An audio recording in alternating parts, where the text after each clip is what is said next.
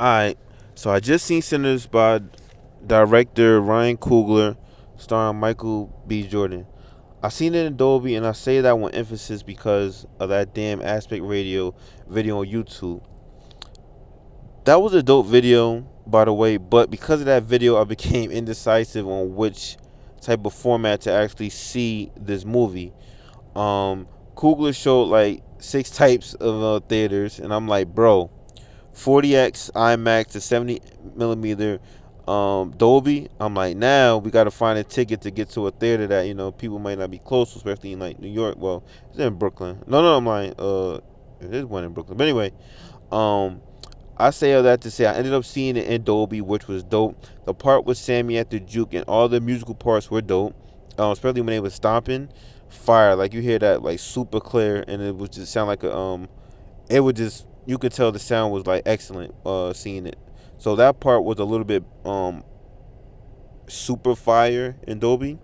But all right, let's get to the characters, man. Obviously, first Michael B. Jordan, Stacking Smoke, which the movie revolved around them. Two brothers from Mississippi went to Chicago, finessed and hustled, and came back to Mississippi with money to set up shop, particularly a juke joint.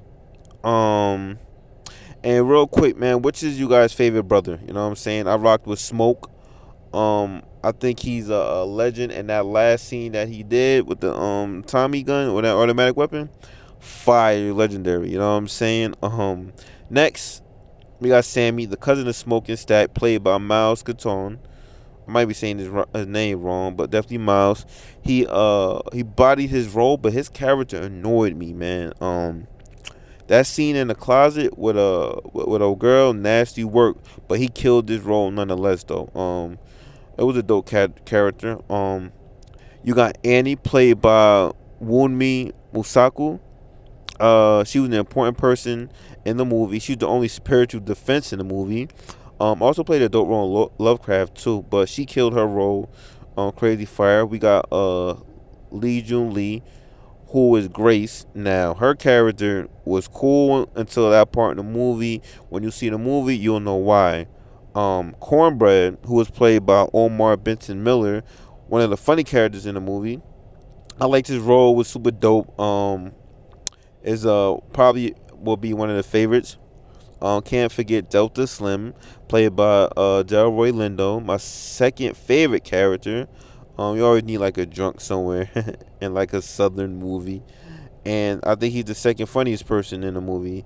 Now we got Mary, played by Haley Steinfeld, and all I'm gonna say is she killed her role, but I ended up hating her character in the movie, and I cannot wait, man. I hope Dr. Umar do a review on this movie, man. It's like he has to do a review, man.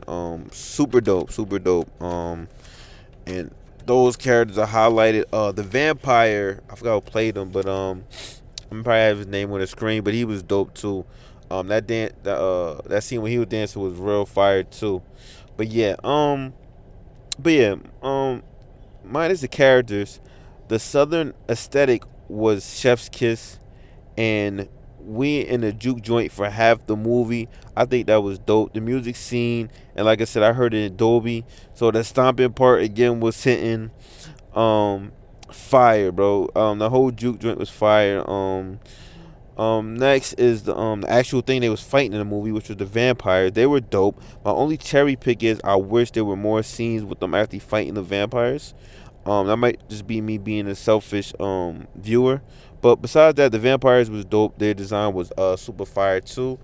And I think unless I'm missing something, I didn't know where the vampires came from, or maybe just vampires. But um, bodied it. My last thing was the ending. The ending was a solid ending with room for more. Also, I wish it was more, but the movie definitely was worth the ticket. Your experience might slightly change depending on which theater and how you see it in, and that alone should be saluted. But again, I do like the ending because I feel like we didn't get an ending like that in a long time. Um, and there's actually another end credit scene on some like Marvel joint, but so definitely stay for the whole thing if you haven't seen it yet. But it was dope, man. So I just gotta salute it, and I definitely liked how he did the ending. Um, it's definitely room for like a part two. I would be cool if they ended it right here, but I also would definitely see it. And Ryan Coogler should definitely be saluted for this movie. Just having it in so many formats, and I just think it's dope, man. So I get this movie like easily 9 out of 10. The reason I don't give it a 10 because I'm being selfish and I wish it was more. Cause that them 2 hours didn't feel like 2 hours to me. When a movie that's 2 hours don't feel like 2 hours, I always think it's dope. So yeah, Sending Fire. Dope movie. Check it out, man. If you haven't seen it, definitely worth it. All right.